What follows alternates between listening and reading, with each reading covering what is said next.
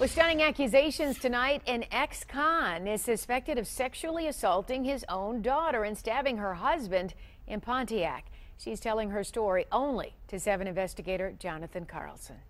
Yeah, that father just got out of jail, but he may be headed back after these disturbing actions he's accused of. We aren't showing her face or using her name, but this Pontiac woman says her 47-year-old father had just gotten out of jail when he reunited with the family in Detroit this weekend. They were drinking when his 24-year-old daughter tells me he offered to drive her home to Pontiac. After that, she says, she doesn't remember much. My husband comes in and he screams, "What the F?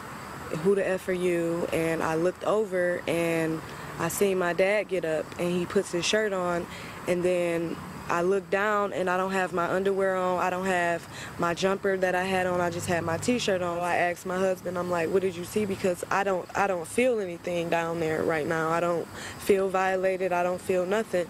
And he's like, "Well, I walked in, you were laying down, and he was behind you." She says her husband chased after her dad and the two got in a fight, her dad pulling out a knife. He pulled out a knife and stabbed him. In the back? In the back. As she rushed her husband to the hospital, she says her dad stole her car and fled to Detroit, where he was later found. The young woman quickly sought medical attention for a possible sexual assault. Showing Action News documents as such. And this is the booklet that they gave me for survivors of sexual assault. She said nurses determined there was penetration, but she has no way of knowing exactly what happened since she was out cold. Deputies aren't saying yet what charges the father's facing or if sexual assault is one of them.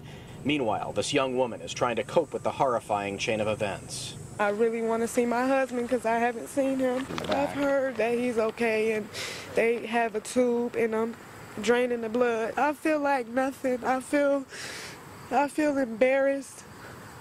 I just feel like I'm no one. I always loved to see my daddy.